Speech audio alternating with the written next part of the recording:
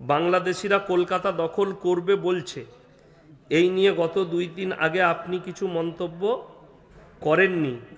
বাংলাদেশিরা এটাকে fake news বলছে, এই নিয়ে বিস্তারিত বলবেন। আমি জানি না, তবে এক জায়গায় শুনলাম একজন মিলিটারি মেজর নাকি সে বলছে যে আমরা 24 ঘন্টার ভেতরে কলকাতা দখল করে নেব। আমি তার মুখ থেকে শুনলাম। এটা আপনাদের ওখানকার রিটায়ারমেন্ট একজন মেজর যদি বলে থাকে, আলহামদুলিল্লাহ, পারলে করে লাও। ঘুরিয়ে দেখবে বাংলাদেশ ভারতে ঢুকে যায় না। কথাটা বুঝতে পারেননি? ওরা বলছে বাংলাদেশ ভারত দখল করে নেব। আমাদের 14.5 লাখ সেনা আছে। কোথায়? ভারতে। কত বললাম? 14.5 লাখ সেনা। আর বাংলাদেশে 1,60,000 সেনা। বাংলাদেশ আর পাকিস্তান দুটো দেশ মিলিয়েও আমাদের দেশের সমান সেনা হবে না। যাই হোক, আল্লাহ যেন যুদ্ধ বিরাম রাখে, যুদ্ধ না হয়, শান্তি ফিরিয়ে আনুক। আমাদের দেশের মধ্যে, 2 দেশের মধ্যে যেন ঐক্য চলে আসে। বলুন আমিন। এক নেতা বলছে মুর্শিদাবাদে বাবরি মসজিদ করবেন। আলহামদুলিল্লাহ, আমিও আছি সাথে। চাঁদা আমিও কিছু দেবো। আপনারা থাকবেন তো? জোরে বলুন ইনশাল্লাহ। আমরা চাই বাবরি মসজিদ মুর্শিদাবাদে হোক। আর মুর্শিদাবাদের মানুষকে আমি বার্তা দেবো, আমাদের উনি সেদিনে ছিল জলসায়, আবার জালিলিয়াতে আমার সাথে থাকবেন। ও হুমায়ুন কবির না কি নাম, আমি উনার গ্রামেও জলসা করেছি। উনি বলেছেন আমি জায়গা বেচে 1 কোটি দেবো। ইনশাল্লাহ আমি পারলে আমি 20,000ও দেবো। আমি 20,000ও দেবো। বাবরি মসজিদ তৈরি হোক, আর গোটা ভারতবর্ষ দেখুক যে বাবার হাম তেরে মসজিদ মে ফির সে আজান দেंगे ইনশাল্লাহ। আর এই আজানের আওয়াজটা মুর্শিদাবাদেই উঠবে ইনশাল্লাহ। বড় কষ্ট লাগে, দুঃখ লাগে। গোটা পৃথিবীর কেউ দেখেনি যে মন্দির ভেঙে মসজিদ হয়েছে, কিন্তু গোটা পৃথিবী দাঁড়িয়ে দেখলো মসজিদ ভেঙে মন্দির তৈরি হলো। গোটা পৃথিবী কেউ দেখেনি মন্দির ভেঙে মসজিদ হয়েছে, কিন্তু গোটা পৃথিবী দাঁড়িয়ে দেখলো মসজিদ ভেঙে মন্দির তৈরি হয়েছে। ইসলাম পরিষ্কার পরিচ্ছন্ন, সুন্দর এবং উদারতায় পরিপূর্ণ। ইসলামে বাড়াবাড়ি নেই, মারামারি নেই, কাটাকাটি নেই, দ্বন্দ্ব নেই। ইসলামে জাত বিচার নেই, ইসলামে কাস্টের বিচার নেই। আল্লাহ এক এবং অদ্বিতীয়। পৃথিবীতে যতগুলো জাতি আছে সবারই কাছে কাস্টের বিচার আছে। ইসলামে কাস্টের বিচার নেই। বড়লোক, গরিব, ধনী, দরিদ্র সব আল্লাহর কাছে এক। আল্লাহর ঘরে এক। কিয়ামতের দিনে আল্লাহ তাআলা রাজা, বাদশাহ, বড়লোক, গরিব, ধনী, দরিদ্র দেখবেন না। আল্লাহ মানুষের কাছে যেটা চেয়েছেন, এত কিছু দেওয়ার পরেও আইয়ুহুম আহসানু আমালা, একটাই জিনিস, ভালো আমল যে করে নিয়ে আসবে। কোরআনে একটা ভাষা আছে, মান আমিলা সালিহান ফালিনাফসিহি ওয়া মান আসাআ ফাআলাইহা। যে বা যাহারা ভালো কাজ করবে তাদেরকে আল্লাহ পুরস্কৃত করবে। যে এবং যাহারা খারাপ কাজ করবে আল্লাহ তাদেরকে কিয়ামতের দিনে তিরস্কৃত করবে। আরো এক জায়গায় আছে, ফামান ইয়ামাল মিসকালা যাররাতিন শাররান ইয়ারা ওয়া মান ইয়ামাল মিসকালা যাররাতিন খায়রান ইয়ারা। এক সরষে দানা পরিমাণ কেউ যদি নেক কাজ করে সেটাও তাকে দেখানো হবে। আর দানা পরিমাণ কেউ যদি অন্যায় কাজ করে, পাপের কাজ করে, সেও সেটা দেখতে পাবে। কবে? কিয়ামতের দিন আল্লাহ দেখাবে। এখন প্রত্যেকটা মুসলমানের একটা কথা খেয়াল রাখা দরকার। আমরা যারা বক্তা, শ্রোতা, বলনেওয়ালা, শুননেওয়ালা, উভয়ের খেয়াল রাখা দরকার। আপনি চায়ের দোকানে বসুন, রাস্তায় বসুন, বাজারে বসুন, বন্ধু বান্ধবের কাছে বসুন, আপনার দ্বারা যেন ইসলামের ক্ষতি না হয়, আপনার দ্বারা যেন ইসলামের প্রচার হয়। যদি মুমিন হয়ে থাকে, আপনি যদি প্রকৃত মুসলমান হন, আপনার দ্বারা যেন ইসলামের ক্ষতি না হয়। কোরআনে আছে, ওয়ালা তাসুব্বুল্লাযীনা ইয়াদউনা মিন দুনিল্লাহি ফায়াসুব্বুল্লাহা আদওয়াম বিগাইরি ইলম। তোমরা তাদেরকে গালি দিও না যারা আল্লাহ ছাড়া অপরকে রব হিসাবে বিশ্বাস করে, অপরের উপাসনা করে। তার মানে এর ব্যাখ্যা বিশ্লেষণ হচ্ছে, তোমরা কারুর দেবদেবীকে, কারুর ধর্মকে গালি দিও না। সে অজ্ঞাত অবস্থায় তোমার আল্লাহকে গালি দিলে তোমার ক্ষতি হবে। আমাদের দেশে আমি অনেক মোবাইলে দেখতে পাই, অনেক বক্তা আছে, পঞ্চম বেদী, চতুর্বেদী, অষ্টম বেদী বক্তা, মন্ত্রও পড়ে স্টেজে। অন্য ধর্মের অমুসলিম ভাইদের ধর্ম দেবদেবীর জন্য খারাপ কমেন্ট করে, উল্টো পাল্টা বলে। এই বক্তাদের কাছে কোরআন হাদিসের জ্ঞান নাই, মাথায় রাখবেন। যদি থাকতো, আল্লাহ স্পষ্ট নিষেধ করেছে তোমরা কারুর দেবদেবীকে, কারুর ধর্মকে গালি দিও না। সে অজ্ঞাত অবস্থায় তোমার আল্লাহকে গালি দিয়ে বসবে, আর এটার জন্য দায়ী এবং পাপী তুমি হবে। যদি বলেন আপনি বুঝাতে পারবেন না, সিস্টেমেটিক আছে, অবশ্যই আপনি আপনার ধর্ম প্রচার করুন। আল্লাহ শিরকের যে পদ্ধতি বলেছে আপনি প্রচার করুন, আল্লাহ বেদাতের যে পদ্ধতি বলেছে প্রচার করুন। আপনি ইব্রাহিম নবীর একটা উদ্ধৃতি দেন কোরআন থেকে। ইব্রাহিম নবী নিজের আব্বাকে দাওয়াত দিয়েছেন এইভাবে যে আল্লাহ ব্যতীত অপরকে মানা যাবে না। কোরআনে আছে 17 পারায় যে মানুষ যাদের কাছে আল্লাহ ব্যতীত যার কাছে চাই, কারণ নাম লিবেন না, আল্লাহ ব্যতীত যার কাছে চাই, তাতে সেটা কবর হোক, সেটা গাছ হোক, সেটা কোনো ঢিপি হোক, কিংবা কোনো মূর্তি হোক, মানুষ যার কাছেই চাই, আল্লাহ কোরআনে স্পষ্ট করেছে 17 পারা শেষ পৃষ্ঠায়, ইয়া আইয়ুহান নাসু যুরিবা মাসালুন ফাসতামিউ লাহু ইন্নাল্লাযীনা তাদউনা মিন দুনিল্লাহি লান ইয়াখলুকু দুবাবান ওয়ালা বিজতামাউ লাহু। হে পৃথিবীর মানুষ, তোমরা যাদের কাছে ভালো মন্দ চাইছো তাদেরকে জিজ্ঞেস করো, তারা একটা মাছি পর্যন্ত সৃষ্টি করতে পারে না। মাছি সৃষ্টি অনেক দূরের কথা, মাছি যদি কোনো জিনিস ছিনিয়ে নিয়ে যায় সেটা উদ্ধার করার মতো ক্ষমতাও তাদের নেই। আচ্ছা, এই যে আমি ভাষাটা বললাম কোরআনে, এখানে কারুর নাম করে গালি দেওয়া আছে? কথা বলে না। কোনো ধর্মের নাম করলাম, কারুর নাম করলাম না। আল্লাহ বুঝিয়েছেন এত সুন্দর করে, হিকমত এটা। আপনি ডাইরেক্ট কেউ কি বলতে পারেন না, কারুর দেবদেবীকে গালি দিতে পারেন না। আজকে শুনেলেন ইস ঘর কো আগ লাগি ঘর কে। আল্লাহর হাবিব সাল্লাল্লাহু আলাইহি সাল্লাম 6 বছর বয়সে মা আয়েশা সিদ্দিকা রাদিয়াল্লাহু তাআলা আনহাকে বিবাহ করেছে। সংসার শুরু করেছেন 9 বছর বয়সে। আমরা কেউ কোনোদিন, কোনো মৌলবি, আমাদের কোনো শিক্ষিত লোক, আমাদের সমাজের মানুষ কেউ কোনোদিন অভিযোগ করেনি যে কেন ঈশ্বরচন্দ্র বিদ্যাসাগর 7 বছরের এক বালিকাকে বিবাহ করেছেন, কেন বঙ্কিমচন্দ্র চট্টোপাধ্যায় 5 বছরের এক মহিলাকে, বাচ্চা মেয়েকে বিবাহ করেছেন। এটা অভিযোগ করার অধিকার আমাদের নেই। অথচ ইনাদের ছবিগুলো স্কুলে হেডমাস্টারের মাথার উপরে থাকে, সবাই জানে, কিন্তু এদের হিম্মত নেই যে এদের বিরুদ্ধে বলি। অথচ নবীজি সাল্লাল্লাহু আলাইহি সাল্লাম যতগুলো বিবাহ করেছেন, এটা মাথায় রাখবেন, রাসূল সাল্লাল্লাহু আলাইহি সাল্লাম 11টা বিবাহ করেছেন, একটাও নিজে থেকে নয়, সব আল্লাহর ইশারায় করেছেন। জোরে বলুন সুবহানাল্লাহ। এবং প্রত্যেকটা নবীজির কাজের দ্বারা মানুষের, পৃথিবীর মানুষের জন্য একটা বড় আদর্শ বলে দিই। 1 নম্বর, আমরা নবীজি সাল্লাল্লাহু আলাইহি সাল্লামের সুন্নত হচ্ছে দাড়ি বড়, মোষ ছোট। মোষ ছোট, এটার পেছনে বৈজ্ঞানিক যুক্তি আছে। আজকে আপনি যদি কোনো ডাক্তারের কাছে যান, আপনাকে মোষ ছোট রাখারই যুক্তি দিবে। কেন? নবীজি বলেছেন বড় মোষ যদি পান করতে গিয়ে পানিতে ডুবে যায়, পানিটা পান করা হারাম। আর ডাক্তাররা বলছে, সায়েন্স বলছে, ওই পানিটা পেটে যাওয়ার পরে পয়জন হবার ভয় আছে। বুঝতে পারছেন নবীজি যে কথাগুলো বলেছেন? নবীজি সাল্লাল্লাহু আলাইহি সাল্লাম বললে তোমরা নখ ছোট রাখবে। আজকে পৃথিবীর যতগুলো ডাক্তারের কাছে যাবেন, তারা সবাই নিজেরাও নখ ছোট রাখে, অপরকেও বলে নখ ছোট রাখো।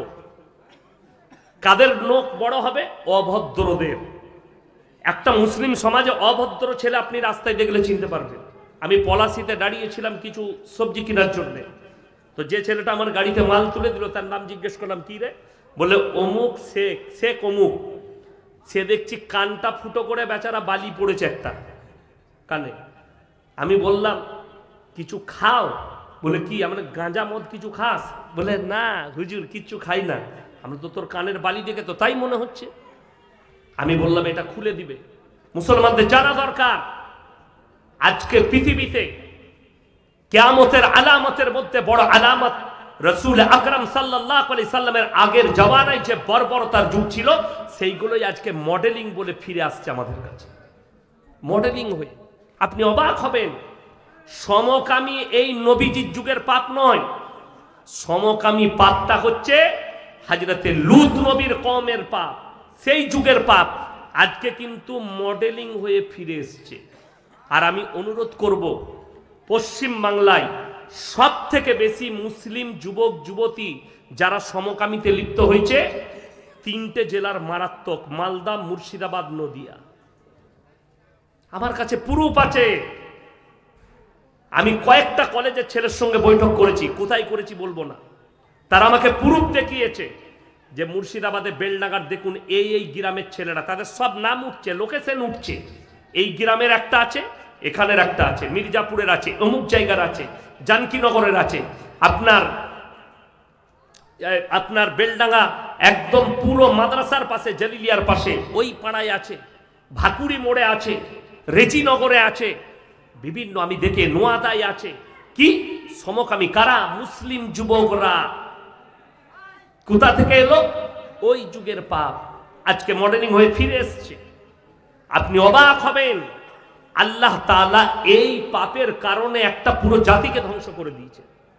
অথচ মুসলমান মনে করছে আমি যদি এই পাপের সাগরে ডুবে থাকি এই মৌলবীরা দোয়া করে পার করাবে, আমার বাম্মা নামাজি আমাকে দোয়া করে পার করাবে, কোনো রাস্তাই পাবে না।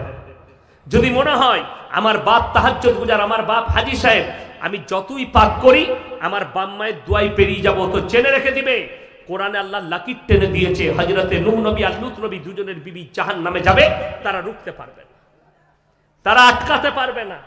আপনি কি ভাবছেন কোন মৌলবীর দোয়াই পেরিয়ে যাবেন, কোন পীরের দোয়াই পেরিয়ে যাবেন? তোমার পীর কিভাবে পেরুবে সেই পীরকে জিজ্ঞেস করো, তোমার মৌলবী কিভাবে পেরুবে তাকে জিজ্ঞেস করো। তুমি পাপের সাগরে ডুবে থেকে মৌলবীর দোহাই দিয়ে, বাপের দোহাই দিয়ে, মায়ের দোহাই দিয়ে পেরিয়ে যাবে, রাস্তা নাই। যেমন আচ্ছা কেউ যদি বাপ মাস্টার হয় তার ছেলেও মাস্টার হয়ে যায়, না পড়ি হবে? কেউ চাকরি দেবে?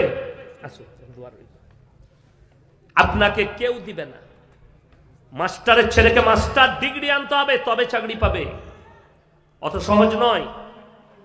আমাদের দেশে এক শ্রেণী আছে, পীরের বেটা পীর, মাদ্রাসায় পড়ুক আর মৌলবি না হোক, খালি টুপিটার জুব্বাটা লাগিয়ে নিলি পীরের বেটা পীর হয়ে যায়। তারা বক্তব্যও দিচ্ছে সমাজের বুকে, কমকে ধ্বংস করছে, তাদের তারা কম নষ্ট হচ্ছে। আপনি জানেনই না, আপনি ইসলাম বুঝতে পারেননি। এই তালবিলগুলোকে দেখে ইসলাম বোঝার চেষ্টা করুন, এই মাদ্রাসাকে দেখে ইসলাম বোঝার চেষ্টা করুন। এই মৌলবীরা পাগল হয়ে যায়নি, আমাদের মাথা চিট হয়নি, লম্বা জামা লুঙ্গি পায়জামা টুপি লাগিয়ে আমরা নামাজ পড়ছি। আল্লাহর কসম করে বলে যাচ্ছি, যারা মনে করছেন এটা পুরনো যুগ, এটা মডেলিং এর যুগ নয়। কোরআন আর ইসলাম মডেলিং, যেদিনে ইসলাম এসছে মডেলিং ছিল আর আছে, আর কিয়ামতের সকাল পর্যন্ত মডেলিং থাকবে। জোরে বলুন সুবহানাল্লাহ। ইসলাম কোনোদিন পুরনো হবে না। তার কয়েকটা দলিল দেবো আমি আপনাকে। আপনি বলুন, আপনি মুসলমান দাবি করছেন, আপনার বাড়ি এই গ্রামে, আপনার এই এলাকায়, নোয়াদা থানায় বাড়ি আপনার, আপনি মুসলিম দাবি করলেন, আপনারা বলুন তো, হাত তুলে বলুন কোরআনকে সবাই বিশ্বাস করি? সবাই করবেন? জোরে বলুন ইনশাআল্লাহ। দেখুন পৃথিবীর যে কোনো মৌলবি, মুহাদ্দিস, মুকাররির, মুফাসসির, সাহিত্যিক, জ্ঞানী, গুণী যারাই বই লিখেছে, কেউ বইয়ের মধ্যে এটা লিখতে পেরেছে আমার বইয়েতে কোনো রকমের ভুল নাই? লিখতে পারবে? লিখতে পারবে না। যারা মুফতি সাহেব আছেন তাদেরকে জিজ্ঞেস করবেন, মুফতিরা কোনো মৌলবি যদি ফতোয়া লেখে, ফতোয়ার নিচে লিখতে হবে আল্লাহু আ'লামু বিস-সাওয়াব। আমার জানাটুকু লিখলাম, সঠিকটা আল্লাহই জানেন। আমার জানাটুকু লিখলাম, সঠিকটা আল্লাহই জানেন। এটা মুফতি সাহেবকে লিখতে হবে তার ফতোয়ার নিচে। জরুরি লেখাটা বড় কষ্ট লাগে, আপনি অবাক হবেন। যে পৃথিবীতে এমন কোনো কিতাব নেই যে কেউ লিখেছে আর সে বলবে যে আমার কিতাবের মধ্যে বিন্দুমাত্র ভুল নেই। কিন্তু আল্লাহ রাব্বুল আলামিন সূরা বাকারায় প্রথমেই বললেন জালিকাল কিতাবুল লা রাইবা ফি, আমার এই কোরআনে বিন্দুমাত্র সন্দেহের কোনো অবকাশ নাই। জোরে বলুন সুবহানাল্লাহ। এটা একমাত্র কোরআনে আছে যার মধ্যে কোনো অবকাশ নাই সন্দেহের। আপনাকে বলি,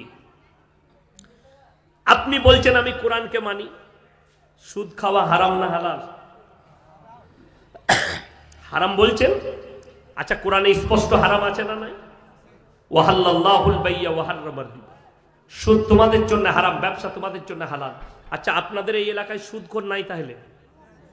মুসলিম সুদ খায়? আছে। আপনি বলুন, এরপর শুনেলেন যে মুসলমান জানে সুদ খাওয়া হারাম, সে যদি সুদ খায় সে আল্লাহর সঙ্গে যুদ্ধ ঘোষণা করলো না করলো না? রাসূলের সাথে যুদ্ধ ঘোষণা করলো না করলো না? আল্লাহর হাবিব বললেন কেউ যদি 1 টাকা সুদ খায়, আমার সাহাবীরা নিজের মায়ের সঙ্গে 36 বার জিনা করার সমান পাপ হবে। একটা ব্যক্তি সুদ খাচ্ছে, প্রত্যেকদিন মায়ের সঙ্গে 36 বার জিনা করার সমান গুনাহ হচ্ছে, অথচ সে নিজেকে মুসলমান বলে দাবি করছে। আপনি অবাক হবেন, আমাদের সমাজে কোনো ব্যক্তি যদি মদ খেয়ে মসজিদে প্রবেশ করতে যায়, তাকে গ্রামের লোক বাধা দিবে, দিবে না দিবে না? ইমাম মুয়াজ্জিন বাধা দিবে, মসজিদের মাতোয়াল্লি বাধা দিবে। গাঁজা মদ খেয়ে মসজিদে ঢোকা যাবে না, কি করে ঢুকলি নাপাক অবস্থায়? অথচ আমাদের দেশে সুদ খেয়ে বিন্দাস মসজিদে নামাজ পড়া যায়। জুম্মার দিনে সুদখোররা নামাজ পড়তে আসে না আসে না বাবা? বাধা নাই। ইমাম যদি সুদের বয়ান করে, এই কওমের লোক ইমামকে তাড়িয়ে দেয়। ইমাম সাহেব সুদের বয়ান করেছে, তারপরের দিন থেকে ইমামের পেছনে লেগে যায় তাড়া মসজিদ থেকে, সুদের বয়ান করেছে। ইমাম যদি গাঁজা মদের বয়ান করে, ইমামকে তাড়ানোর ব্যবস্থা করে। আজকে কওমের অবস্থা এই, উন্নতি নাই। তার কারণ আজকে নামাজি, আপনি বলুন এই এলাকায় নোয়াদা থানায় যদি সমীক্ষা করা হয়, 100 জনের মধ্যে 80টা বেনামাজি বেরোবে। ঠিক বললাম না ভুল বললাম? অথচ রাসূলের হাদিস, যার নামাজ নাই তার ইসলাম নেই। শুনেলেন, যারা মনে করছেন নামাজ পরিণত কি হয়েছে, রোজা রাখিনত কি হয়েছে, আমি অবশ্যই মুসলিম, আমি অবশ্যই জান্নাতে যাব, তারা কান খুলে শুনে যান। আমি কোরআন শোনাচ্ছি, কিয়ামতের দিনে জাহান্নামীরা যখন জাহান্নামে প্রবেশ করবে আর জান্নাতীরা যখন জান্নাতে যাবে, আবার আল্লাহ রাব্বুল আলামিন কোরআনে বললেন জান্নাতীরা জাহান্নামীদেরকে প্রশ্ন ছুড়ে দিবে। কি বলে? ফি জান্নাতি ইয়াতাসাআলুনা আনিল মুজরিমিনা মা সালাকাকুম ফি সাকার, তোমরা কেন জাহান্নামে যাচ্ছ? তোমরা বলতে আমরা ভালো লোক। তাদের 1 নম্বর উত্তর হবে ক্বালু লাম নাকু মিনাল মুসাল্লিন, আমরা নামাজি মুসল্লিদের মধ্যে ছিলাম না, আল্লাহ তাই আমাদেরকে জাহান্নামে পাঠিয়েছে। এটা 1 নম্বর। আমরা নামাজি ছিলাম না, আমরা মুসল্লি ছিলাম না, তাই আল্লাহ আমাদেরকে জাহান্নামে পাঠিয়েছে। আমার ভাই, সবাই নামাজি হবেন তো? জোরে বলুন ইনশাআল্লাহ। নামাজ, যুবক যুবতী, ভাই বোন, আমি আপনি সেদিনই কেউ নামাজ ছাড়বেন না। অথচ মুসলমান 80% নামাজ পড়ে না, সে মুসলমান দাবি করে বসে আছে। মুসলমান সুদ খায়, তার থেকে বড় আল্লাহর দুশমন আর কেউ নেই। মদ খাওয়া হারাম না হালাল? হারাম। স্পর্শ করা হারাম। নিশাগ্রস্ত জিনিস তোমরা স্পর্শ করো না, তোমাদের জন্য হারাম। আমার ভাই, অবাক হবেন, আমি আপনাকে দেখিয়ে দেবো এই মুর্শিদাবাদে মুসলমান মদ খাচ্ছে প্লাস মদ বিক্রিও করছে। ঠিক বললাম না ভুল বললাম? যদি বলেন নেই, আপনি হাই রোডে চাপুন রেজিনগরে, আমি বহরমপুরের দিকে নিয়ে যাব, দেখিয়ে দেবো কটা মুসলমানদের হোটেলে মদ বিক্রি হচ্ছে, আপনি অবাক হবেন। অথচ আপনি জানেন না আপনার ধর্মকে একটা অন্য ধর্মের মানুষ কতটা রেসপেক্ট করে, তার দলিল মুর্শিদাবাদে পাবেন। আপনি হাই রোডে চাপুন, 34 নম্বর জাতীয় সড়কে আপনি পার করেই চলে যান, পলসন্ডা মোড় পার করুন, একটা ধাবা আছে, ধাবাটার নাম হচ্ছে পাপ্পুদা ধাবা। পাঞ্জাবিদের 2 ভাই বসে থাকে, মুখে দাঁড়িয়ে আছে। আমি অনেকবার চা খেয়েছি, নাস্তা করেছি, খাবার খেয়েছি। তার বোর্ডে দিয়ে আছে ওখানে মদ খাওয়া যাবে না, মদ খেয়ে প্রবেশ করবে না, এবং মদ বিক্রি নিষেধ তার হোটেলে লেখা আছে। এমনকি বোর্ড দিয়ে আছে নো স্মোকিং, হোটেলে বসে কোনো বিড়ি সিগারেট কেউ খেতে পাবে না তার হোটেলে। কেন? সে জানে আমি যে জেলাটায় যে জায়গায় ব্যবসা করছি, এটা মুসলিম প্রধান এরিয়া, আর মুসলমানদের জন্য মদ খাওয়া হারাম, অথচ তার হোটেল থেকে আমি 5 থেকে 7 কিলোমিটারের মাথায় দেখাবো মুসলিমের হোটেল, হারামখোর নিচে মদ খায় আর মদ বিক্রিও করছে। এটা বাস্তব বলছি। অথচ সে মুসলমান দাবি করে, সেই লোকটা জুম্মায় আসে, সেই লোকটা মসজিদে যায়, সেই লোকটা ঈদে বকরা ঈদে মসজিদে প্রবেশ করে, ঈদগাহে গিয়ে নামাজ পড়ে। আপনি বলুন এই ব্যক্তিটার মূল্য কতটা, আর যে আপনার ধর্মকে রেসপেক্ট করছে তার মূল্য কতটা? আমার ভাই, অনুরোধ করে বলছি, মদ হারাম। এরপরে যদি কোনো মুসলমান জেনে শুনে মদ খায়, সে আল্লাহর সঙ্গে যুদ্ধ ঘোষণা করলো, রাসূলের সঙ্গে যুদ্ধ ঘোষণা করলো। হাজার হাজার মুসলমানকে দেখিয়ে দেবো মদ খাচ্ছে। আপনি ইমামকে ফতোয়া দিচ্ছেন জুম্মার দিনে, হুজুর বিড়ি সিগারেট গুটকা খাওয়া কি? আপনি তখন বলছেন যে হুজুর ফতোয়া দিল বিড়ি সিগারেট গুটকা খাওয়া বাবা মাকরু। আপনি বললেন হুজুর যখন মাকরু বলেছে মালটা চালিয়ে যাও। ঠিক বললাম না ভুল বললাম? আচ্ছা, আমাদের দেশে ফজরের পরে অনেক মুসল্লি আছে, বিড়ি না খেলে তাদের হাগাই হয়নি। ঠিক বললাম না ভুল বললাম? মসজিদের পায়খানায় ঢুকে হাগে, বিড়ি খাচ্ছে, সিগারেট খাচ্ছে, গুটকা খাচ্ছে। আপনারা বলুন, কাঁচা পেঁয়াজ খেয়ে মসজিদে যাওয়া যাবে? কথা বলে না? রাসূল নিষেধ করেছেন। কেন? তোমরা ততক্ষণ পর্যন্ত মুমিন হতে পারবে না যতক্ষণ পর্যন্ত তোমার কাছ থেকে তোমার প্রতিবেশী সুরক্ষিত নয়। সুরক্ষা দিতে হবে। আপনার পাশে যে নামাজ পড়ছে সে যেন কষ্ট না পায়, আপনার মুখের দুর্গন্ধে। আপনি ভেবে দেখুন, আপনি এই হাদিসটা বুঝতে পারলেন যে নবীজি নিষেধ করেছে কাঁচা পেঁয়াজ খেয়ে মসজিদে যাওয়া যাবে না, যেহেতু মুখের দুর্গন্ধে কষ্ট পাবে। আপনি বলুন, বিড়ি সিগারেট গুটকা খেলে আতরের মতো সেন করে তো? দুর্গন্ধ করে না? করে না? আপনি ভেবে দেখুন, যে ইমাম সাহেব একটা পান মশলা খাই না, যে ইমাম সাহেব গুটকা খাই না, বিড়ি খাই না, সিগারেট খাই না, আপনি মসজিদের পায়খানায় ঢুকে বিড়ি সিগারেট খেলেন, আপনার পরে পরে ইমাম সাহেব যাচ্ছে, কতটা কষ্ট পাবে? ভেবে দেখুন। আমি হারাম ফতোয়া দিতে আসিনি। একটা ইমাম যদি সিগারেট খায়, তার পেছনে নামাজ পড়বে না? সকালে তাড়াবে? তাড়াবে? ও, ইমাম সাহেব খেলে হারাম আর তু খেলে হালাল। কবরে যা বুঝতে পারবি ফতোয়াটা কেমন দিয়েছিস তুই। ইমামের জন্য হারাম করে রেখেছো আর নিজের জন্য হালাল করে রেখেছো। একটু বুঝাচ্ছি, পানি বোতলটা দাও তো বাবু।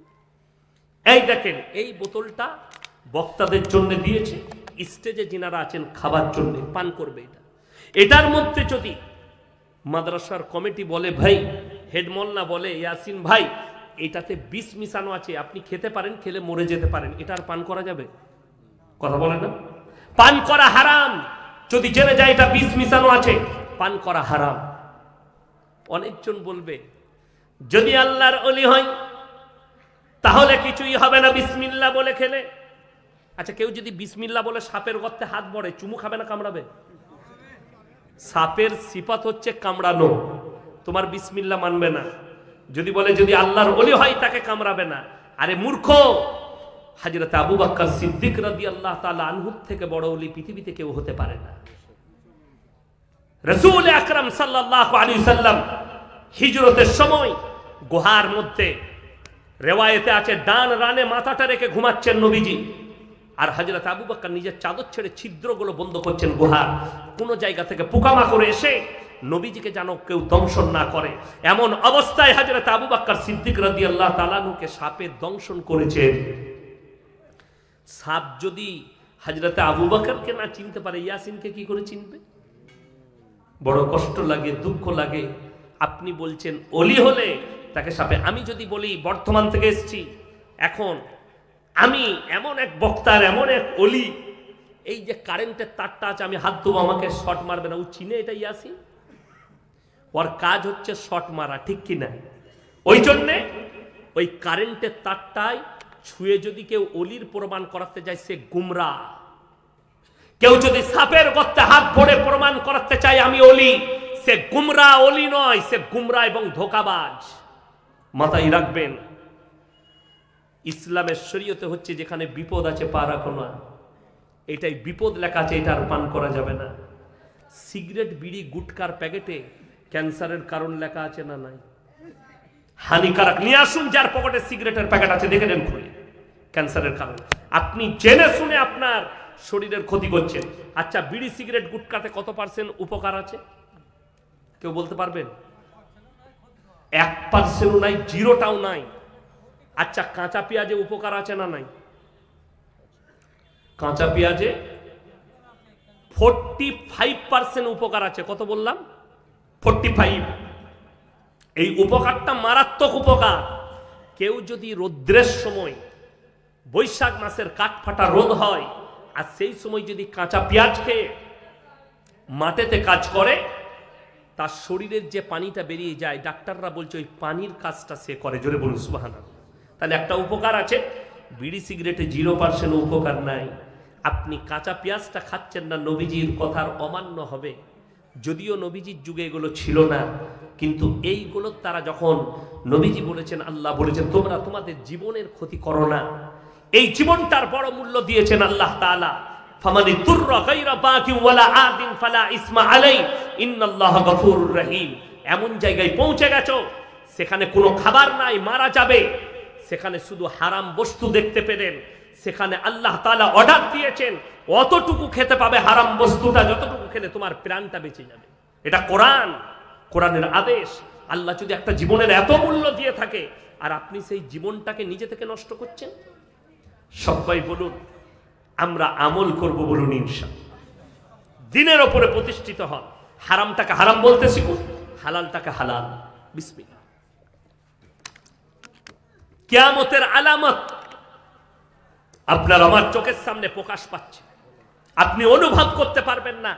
এতগুলো কিয়ামতের আলামত আপনার আমার চোখের সামনে আসছে, আপনি দেখেও অন্ধ সেজে আছেন। তার মধ্যে মারাত্মক আলামত হচ্ছে পরকিয়া বেড়ে যাবে, বর্বরতা বেড়ে যাবে, নারীদের পোশাক ছোট হবে, পুরুষরা নারীর রূপ ধারণ করতে লাগবে। এইগুলো সব প্রকাশ পেয়ে গেছে। এখন অনেক যুবক নারীদের মতো সাজতে চাইছে, চুলের দ্বারা, তার কানের বালির দ্বারা, হাতের বালার দ্বারা, অনেক কিছু ডিজাইনে সেমান আছে। এর মধ্যে 10 কোটি মুসলমান আছে কিনা সন্দেহ আছে। মুসলমান আছে কিনা এটা সন্দেহ আছে। যদি বলেন তার কারণ কি? যতজন ভারতে গালি দিচ্ছে নবীজিকে, কোরআনকে, আল্লাহকে, রসুলকে, আলেমকে, মসজিদকে, মাদ্রাসাকে, ইসলামকে যারা গালি দিচ্ছে, বেশিরভাগ মুসলিম ঘরে জন্ম নিয়েছে। তসলিমা নাসরিন হিন্দু ঘরের না মুসলিম ঘরের? কথা বলে না এরা? মুসলিম ঘরের, জন্মটা মুসলিম ঘরে নিয়েছে। কিন্তু জানেন, আমি একটা জলসায় বলেছি, সে হচ্ছে হারামের সন্তান। অনেক শিক্ষিত লোকের আমি দেখলাম ফেসবুকে কমেন্ট করেছে, আপনি জানেন না বলছেন, যাদের মনে হচ্ছে শিক্ষিত লোক, যারা তসলিমা নাসরিনকে ভালোবাসেন, ভালো লেখিকা মনে করেন, তার লজ্জা বইটা পড়বেন। তার লজ্জা বইয়েতে সে নিজে লিখেছে, আমি আমার চাচাকে, আমার মাকে আমার চাচার মশারিতে দেখেছি। যার জন্ম যার চাচা দিয়েছে সেটা বৈধ না অবৈধ বাবা? অবৈধ। তাহলে সে নিজে প্রমাণ দিচ্ছে যে আমি হারামের সন্তান, অবৈধ। জন্ম নিয়েছে মুসলিম ঘরে, নামটাও মুসলিম। কলকাতার একটা মেয়ে প্রতিনিয়ত গালি দিচ্ছে, তাকে একটা জলসায় দিয়েছি, একটু চেঁচেছি, একটু ছিলেছি, সে দেখছি দ্বিতীয়বার আমাকে বলেছে এই মৌলবীকে চর মারব। তার নাম হচ্ছে হারামের আওলাদ নাজিয়া ইলাই খান। নামটা শুনে কি মনে হচ্ছে? অমুসলিম তো হিন্দু, মুসলমান। আচ্ছা, কোন চোরকে বলতে শুনেছেন যে আমি চোর লয়? কথা বলে না? কোন চোর বলে যে আমি চোর? চোর সে বলে আমি ভালো, বলে না? বলে না? সে বলে আমি ভালো। এই মেয়েটা নিজের হাতে নাম লিখেছে আরবিতে, টাট্টু করেছে, এখানে টাট্টু করে বলছে আমি মুসলমান আছি।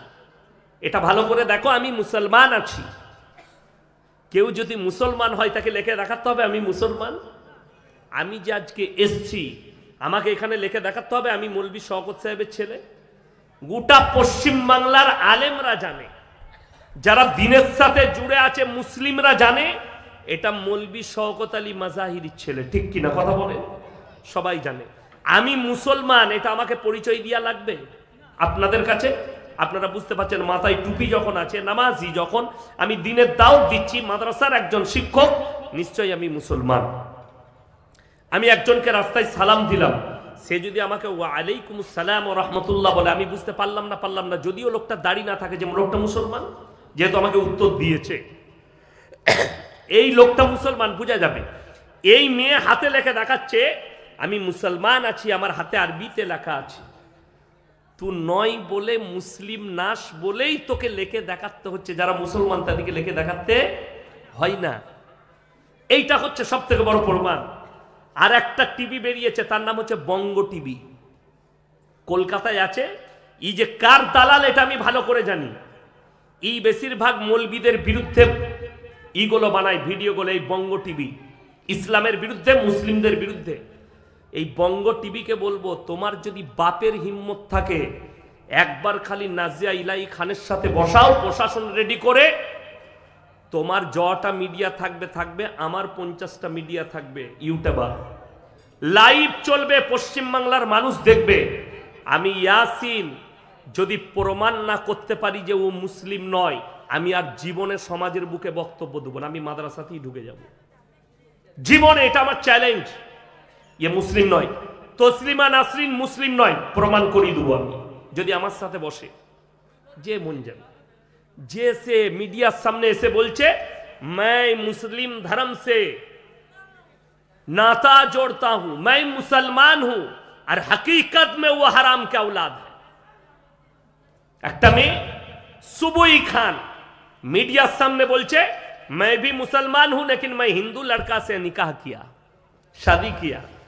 तुम्हें तो ये पता होनी चाहिए कि किसी गैर मर्द को, दूसरी धर्म के लड़के को अगर निकाह करना चाहती हो तो पहले उसको कलमा पढ़नी चाहिए।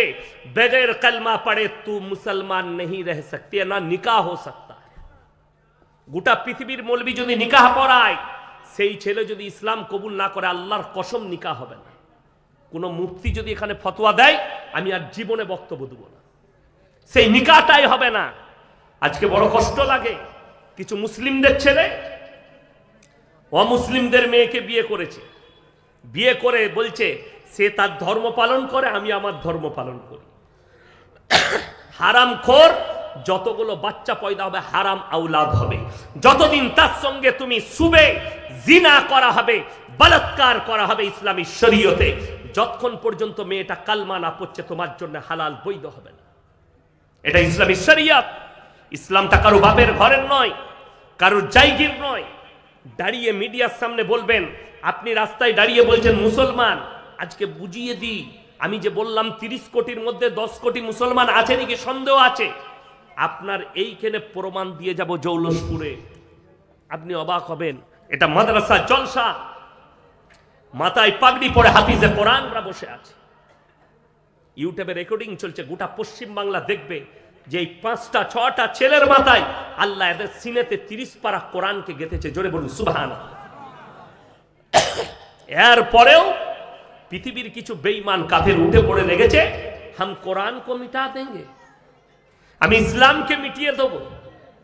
আসামের মুখ্যমন্ত্রী হিমন্ত বিশ্ব শর্মাজি डायरेक्ट मीडिया सामने बोलছে इस्लाम मिट जानी चाहिए, कुरान मिट जाना चाहिए, और करुणा की तरह इस्लाम मिट जानी चाहिए। मेरे दोस्त, जरा इतिहास उठाकर देख लो, फिरौन आया था मूसा को मिटाने, खुद मिट गए। नमरूद आया था इब्राहिम को जलाने, खुद खत्म हो गए। और तुम आए हो कुरान को मिटाने। तुमसे पहले 200 साल तक राज किया हिंदुस्तान में अंग्रेजों के बच्चे ने, उन लोग भी नहीं पाए। इंग्रेजरा পেরেছে কোরআনকে মিটাতে, 200 বছর রাজত্ব করেছে। 56,000 আলেমের গর্দন তারা গাছের মধ্যে ঝুলিয়েছে ফাঁসির মঞ্চে। আল্লাহর কসম, তারপরেও মিটাতে পারেনি। আর তুমি বলছো 2 দিন এসে, 3 দিন মুখ্যমন্ত্রী হয়ে তুমি বলছো আমি কোরআনকে মিটিয়ে দেবো। তাইলে কোরআনের ওয়াদা শুনেলেন যারা মুসলমান বসেছেন, আজকে ঈমান সবাই মজবুত করব। জোরে বলুন ইনশাআল্লাহ। কোন দিক দিয়ে? যারা বলছে মিডিয়ার সামনে, আর যাদেরকে টিভিতে দেখতে পাচ্ছেন, মোবাইলে, ফেসবুকে, যারা বলছে ইসলাম মিট জানি চাইয়ে, ইসলাম কো মিটা দেंगे, দিলটাকে মজবুত করুন। কারুর ভাষায় আর কারুর মুখের কথাতে ইসলাম মিটবে না, ঠিক কি না? কথা বলে। আল্লাহর ওয়াদা সত্য না মিথ্যা? আরো জোরে বলুন, আমি কানে কালা। আল্লাহর ওয়াদা যদি সত্য হয় তা ওয়াদা শুনে নেন, ফালান তাজিদ লিসুন্নাতিল্লাহি তাবদীলা। কিয়ামত পর্যন্ত আমার বিধানের একটা জের জবরকে মিটাবার ক্ষমতা পৃথিবীর কোন শক্তির নাই। জোরে বলুন সুবহানাল্লাহ। শুধু তাই নয়, আমার আল্লাহ রাব্বুল আলামিন এই কোরআনকে অবতীর্ণ করলেন আর কোরআন সম্পর্কে বললেন, ইন্না নাহনু নাযালনা যিকরা ওয়া ইন্না লাহু লাহাফিজুন। হে আমার নবী, এই কোরআনকে আমি আল্লাহ অবতীর্ণ করিলাম, এই কোরআনের হিফাজতের দায়িত্ব আমি আল্লাহ নিজে নিলাম। চলো বলুন সুবহানাল্লাহ। কোরআনটা মায়েরা মনে করে জুজদানে লেপটি আলমারিতে ভরে রেখেছি, আমার মতো হিফাজত কেউ করেনি। দুট মসজিদে জুজদানে লেপটিয়ে কোরআন তাকে ভরে রেখে দিয়েছেন আলমারিতে, আপনি বলছেন আমি কোরআনটা হিফাজত করেছি। মিথ্যা কথা। কোরআন ওই জায়গায় আল্লাহ হিফাজত করেনি। একটা বাড়িতে আগুন লেগে গেলে কোরআনটা জ্বলবে না? জ্বলবে না? পুড়ে যাবে। কোরআনটা পুড়ে যাবে। আপনারা যেগুলো ফেসবুকে দেখছেন না, ওগুলো গুমরাহি। কারণবশত কোরআনটা পড়েনি। আমরা কোরআনকে দাফন করি না পুরনো কোরআনকে? কথা বলে না? ছিঁড়া পুরা। আচ্ছা, 5 বছর পরে সেই কোরআনটার আর কোনো অস্তিত্ব থাকবে? মাটি করলে মিটে যাবে। আমি বলে যাচ্ছি, আল্লাহ কোরআনটা ওই কাগজের মধ্যে হিফাজত করেননি। একটা ঈশ্বরচন্দ্র বিদ্যাসাগর বই লিখেছেন, বর্ণ পরিচয়, যেটা আমরা বাচ্চাদিকে পড়াই, ঠিক কিনা? বর্ণ পরিচয় বইয়ের নামটা জানেন না? এখানে যদি কোনো বাপের বেটা মাস্টার, ডাক্তার, প্রফেসর, ইঞ্জিনিয়ার কোনো স্টুডেন্ট থাকেন, বিনা ভুলে কেস শোনাতে পারবেন এই বর্ণ পরিচয় চুটি বইটা একজন দাঁড়িয়ে বলুন। আমার পকেটে যা টাকা বেরোবে তোমাকে চা খেতে দিয়ে দেবো। বর্ণ পরিচয়টা একটা পাবেন না। তুমি যে স্কুলের বই পড়ো, একটা বিনা ভুলে তুমি মুখস্থ করেছো এরকম একটা বই নিয়ে চলে এসো।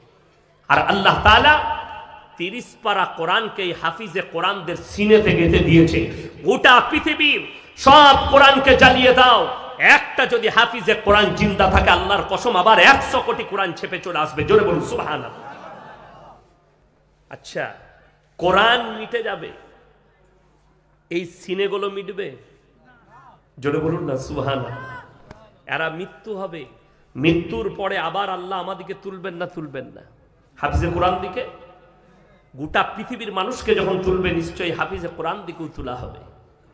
আর এই হাফিজে কোরআনরা সিনের মধ্যে 30 পারা কোরআন নিয়ে কিয়ামতের ময়দানে দাঁড়াবেন, আল্লাহ এদিকে আলাদা ইজ্জত দিবেন। জোরে বলুন সুবহানাল্লাহ। চলুন, তাইলে যে স্বপ্ন দেখছে সে ভুয়ো স্বপ্ন দেখছে যে কোরআনকে মিটিয়ে দেব। যারা বলছে ইসলাম মিটে যাবে, তাদেরকে বলি, অনুরোধ করে বলছি, কমপক্ষে ভারতের ইতিহাস খুলে দেখে নাও। বেশি দূরে নিয়ে যাব না।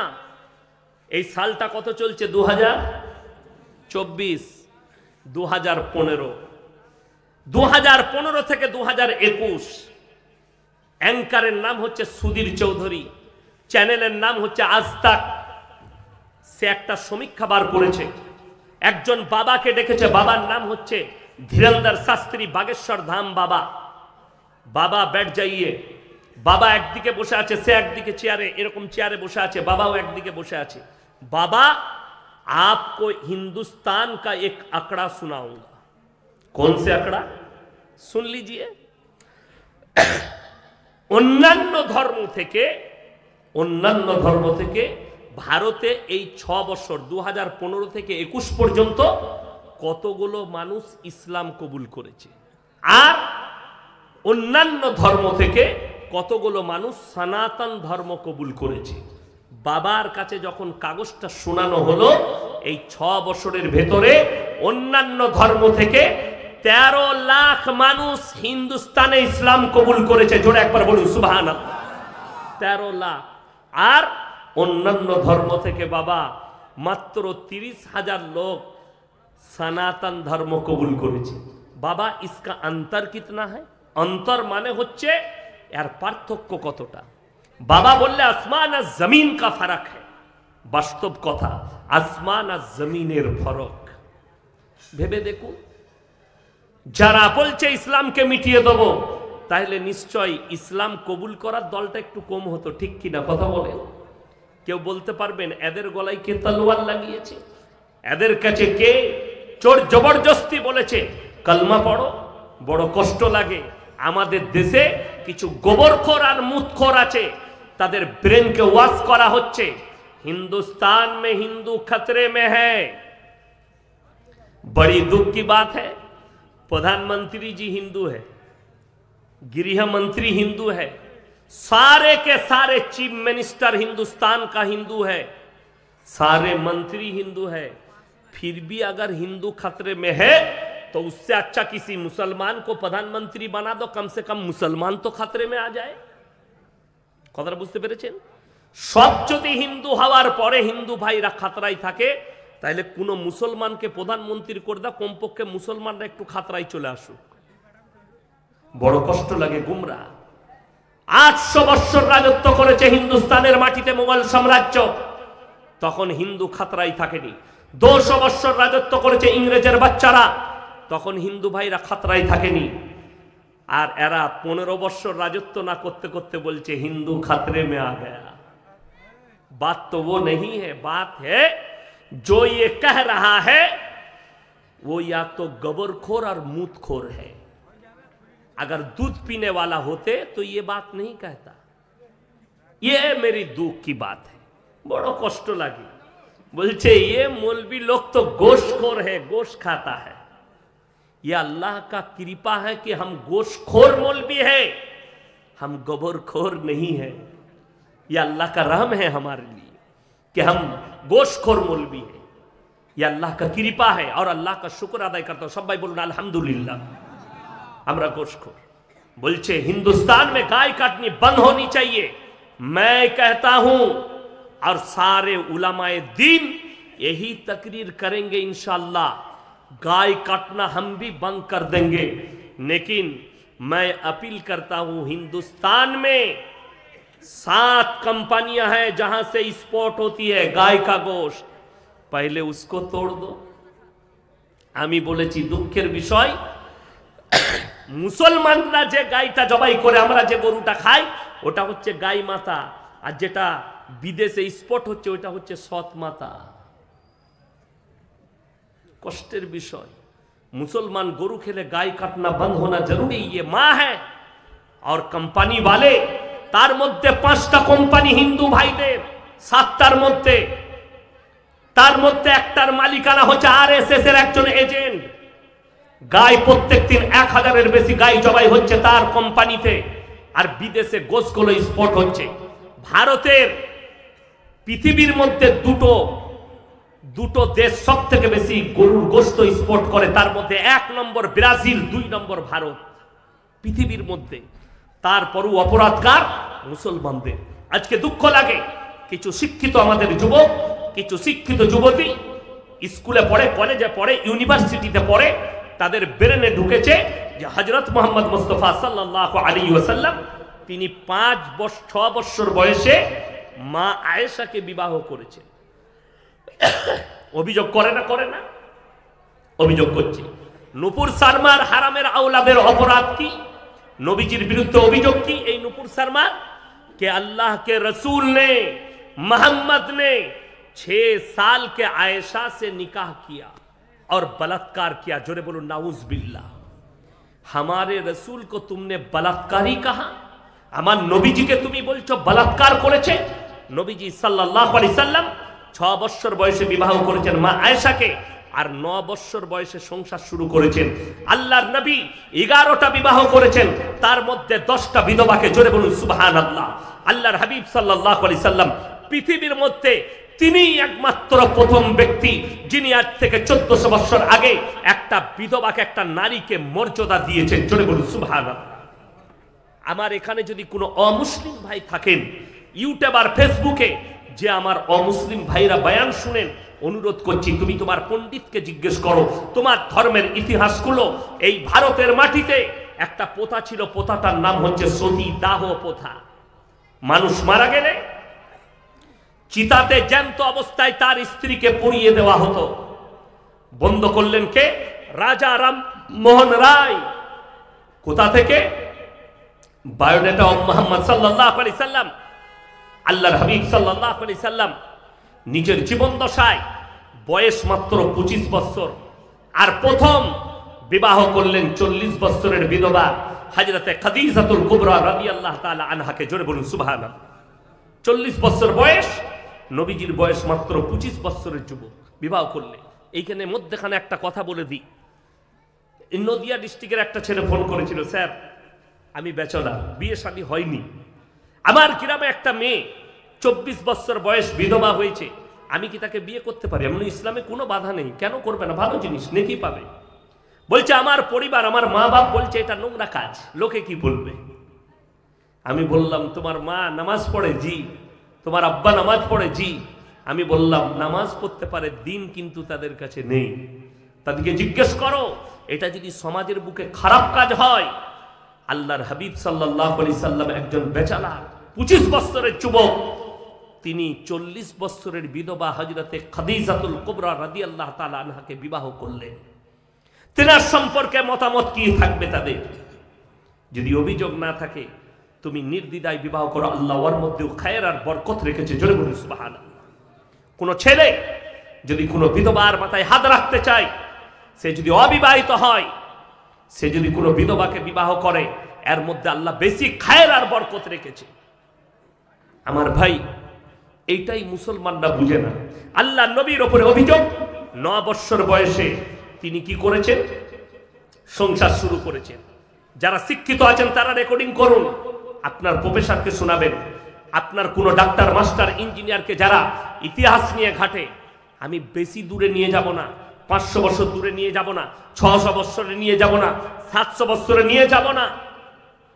এই কবে চলে গেলেন কবিগুরু রবীন্দ্রনাথ ঠাকুর। নাম শুনেছেন না শুনেননি? তিনি কি কবিগুরু রবীন্দ্রনাথ ঠাকুর। তিনার ছবিটা স্কুলের কোথায় টাঙানো থাকে? গেটে। হেডমাস্টারের মাথার ওপরে ঈশ্বরচন্দ্র বিদ্যাসাগর, তিনার ছবিটা টাঙানো থাকে হেডমাস্টারের মাথার ওপরে। বঙ্কিমচন্দ্র চট্টোপাধ্যায়, তিনার ছবিটা টাঙানো থাকে হেডমাস্টারের মাথার ওপরে। শরৎচন্দ্র চট্টোপাধ্যায়, ছবি টাঙানো থাকে হেডমাস্টারের মাথায়। সত্যেন্দ্রনাথ বসু, ছবি টাঙানো থাকে মাথার ওপরে। স্বামী বিবেকানন্দ, ছবি টাঙানো থাকে মাথার ওপরে। চলুন আপনাকে লিস্টটা শোনাই। কবিগুরু রবীন্দ্রনাথ ঠাকুর যেদিনে বিবাহ করেছেন, তিনার স্ত্রীর বয়স ছিল মাত্র 11 বছর। কত বললাম? 11। আপনার ঈশ্বরচন্দ্র বিদ্যাসাগর যেদিনে বিবাহ করেছেন, সেই দিনে তিনার স্ত্রীর বয়স ছিল মাত্র 7 বছর। কত বললাম? 7। আমার ভাই, আমি দুঃখের সঙ্গে বলছি, সব থেকে কম বয়সে যিনি বিবাহ করেছেন তিনি হচ্ছেন বঙ্কিমচন্দ্র চট্টোপাধ্যায়। যেদিনে বিবাহ করেছেন, ওনার স্ত্রীর বয়স ছিল মাত্র 5 বছর। এরপরও আপনি কেউ অভিযোগ করতে পারবেন না। আমাদের অভিযোগ নেই তিনাদের প্রতি, আমাদের কোনো রকমের অভিযোগ নেই।